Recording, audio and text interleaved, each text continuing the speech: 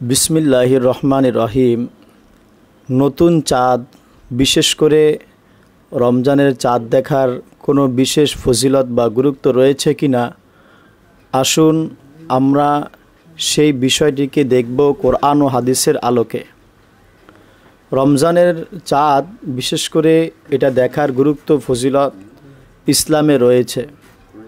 যেমনটি মহান আল্লাহ তাআলা সূরা বাকারার 189 নং আয়াতে ইরশাদ করেন, ইয়াসআলুনাকা আনিল আহিল্লা কুল হিয়া মাওয়াকিতু লিন্নাস ওয়াল হজ। আল্লাহ তাআলা ইরশাদ করেন, হে নবী, তারা আপনাকে জিজ্ঞাসা করে নতুন চাঁদ উঠার ব্যাপারে। আপনি বলুন, এটি মানুষের জন্য এবং হজের জন্য সময় নির্ধারণের উপায়। ইয়াসআলুনাকা আনিল আহিল্লা কুল হিয়া মাওয়াকিতু লিন্নাসি ওয়াল হজ। তারা আপনাকে জিজ্ঞাসা করে মানুষ নতুন চাঁদ এবং এই বিষয়ে আপনাকে জিজ্ঞাসা করতেছে বা করবে। আপনি বলে দিন, এটি মানুষের জন্য এবং হজের সময় নির্ধারণের উপায়। তাহলে কোরআন থেকে আমরা বুঝতে পারলাম যে নতুন চাঁদ দেখার গুরুত্ব রয়েছে।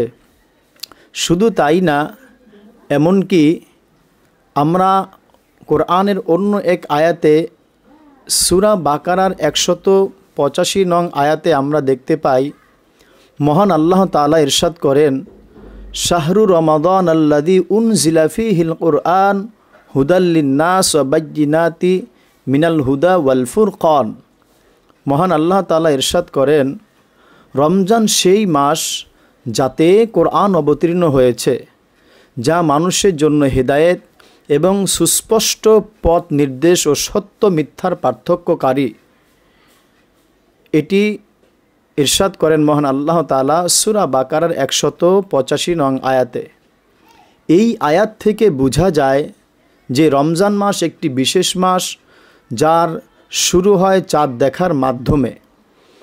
এই আয়াত থেকে প্রতিফলিত হয় যে রমজানে চাঁদের সাথে আজকে আমাদের আলোচ্য বিষয়টি গুরুত্বপূর্ণ ভূমিকা রাখে। এখন আমরা জানব হাদিসের আলোকে চাঁদ দেখার গুরুত্ব সম্পর্কে। রাসূলুল্লাহ সাল্লাল্লাহু আলাইহি ওয়াসাল্লাম হাদিস শরীফে ইরশাদ করেন, যেই হাদিসটি আমরা পাব সহিহ বুখারী শরীফের 1909 নম্বর হাদিস এবং মুসলিম শরীফের 1081 নং হাদিস। রাসূলুল্লাহ সাল্লাল্লাহু আলাইহি ওয়াসাল্লাম কি বলেন? নবী বলেন, সুমু লিরুইয়াতিহি ওয়া আফতিরু লিরুইয়াতিহি। তোমরা চাঁদ দেখে রোজা রাখো এবং চাঁদ দেখে ঈদ উদযাপন করো। রাসূলুল্লাহ সাল্লাল্লাহু আলাইহি ওয়াসাল্লামের এই বিষয়টি আমরা হাদিস থেকে, অর্থাৎ চাঁদের বিষয়টিকে আমরা হাদিস থেকে জানলাম, মুসলিম শরীফ এবং সহিহ বুখারী শরীফ থেকে। 2 নম্বর, চাঁদ দেখা না গেলে 30 দিন পূর্ণ করা।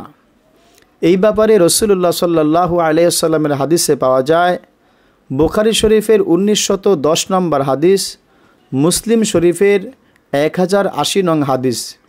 নবী করিম সাল্লাল্লাহু আলাইহি ওয়াসাল্লাম বলেন, ইদা রাআইতুমুল হিলালা ফাসুমু। যখন তোমরা চাঁদ দেখবে তখন তোমরা রোজা রাখবে। ওয়া ইদা রাআইতুমুহু ফাফতিরু। যখন তোমরা দেখবে, ইফতার কখন করবে? যখন তোমরা চাঁদ দেখতে পাও তবে তোমরা ইফতার করো, রমজান শেষ করো। কিন্তু যদি মেঘের কারণে দেখতে না পারো তাহলে শাবান মাসের 30 দিন পুরো করো। রাসূলুল্লাহ সাল্লাল্লাহু আলাইহি ওয়াসাল্লাম যেই হাদিসগুলো বর্ণনা করলেন, এটিও আমাদের আজকের আলোচ্য বিষয়ের সাথে মিল রয়েছে। চাঁদ দেখা মানেই রমজানের বার্তা।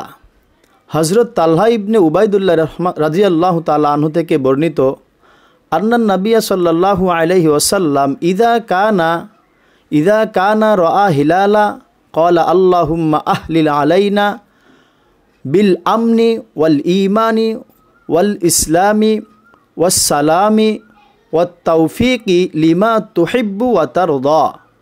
রাসূলুল্লাহ সাল্লাল্লাহু আলাইহি ওয়াসাল্লাম রব্বুনা ওয়া রব্বুকাল্লাহ বর্ণনা করেছেন।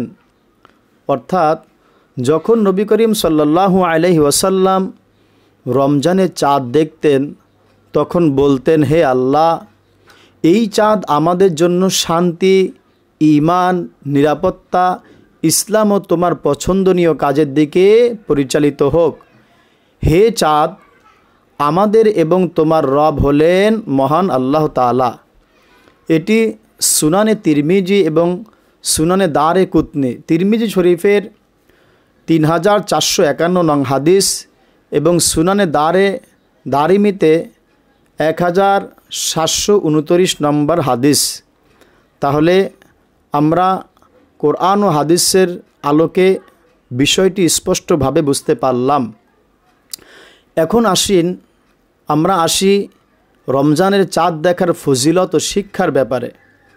প্রথম নাম্বার কথা হলো, রমজান বরকতময় মাস, যার প্রথম দশক রহমত, দ্বিতীয় দশক মাগফিরাত এবং তৃতীয় দশক জাহান্নাম থেকে মুক্তি। 2 নম্বর, চাঁদ দেখা দোয়া ও সুন্নত। এই চাঁদ দেখার পরে আমাদের কিছু করণীয় এবং বর্জনীয় রয়েছে।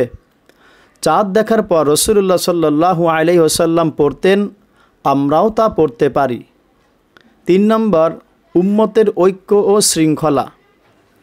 উম্মতের ঐক্য শৃঙ্খলা বলতে মুসলমানরা একসঙ্গে চাঁদ দেখে রোজা শুরু করে এবং এই চাঁদ দেখেই ঈদ উদযাপন করে, যা ঐক্যের প্রতীক।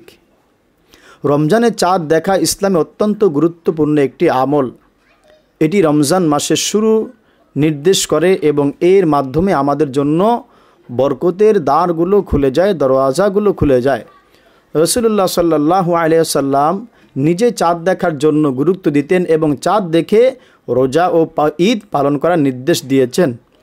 সুতরাং আমাদেরও উচিত রাসূলুল্লাহ সাল্লাল্লাহু আলাইহি ওয়াসাল্লামের সেই নির্ধারিত পথগুলো কোরআন ও হাদিসের আলোকে অনুসরণ করা। যদি আমরা আমাদের জীবনকে কোরআন ও হাদিসের আলোকে সাজালাম, সুন্দর করলাম, নিতান্তই নিঃসন্দেহে নির্ভুলভাবে অবশ্যই যেই নারী বা পুরুষ তার জীবনকে আলোকিত করবে রাসূলুল্লাহ সাল্লাল্লাহু আলাইহি ওয়াসাল্লামের আলোতে, তাহলে অবশ্যই তার জীবনটা আলোকিত হবে। তবে শর্ত হলো কোনো বিদআত, কোনো কুসংস্কার যেন আমাদেরকে স্পর্শ না করে, গ্রাস না করে। আল্লাহ আমাদের সকলকে যেই কথাগুলো বলা হলো, শ্রবণ করা হলো, সকলকে সহিভাবে আমল করার তৌফিক দান করেন। আমিন ইয়া রাব্বাল আলামিন।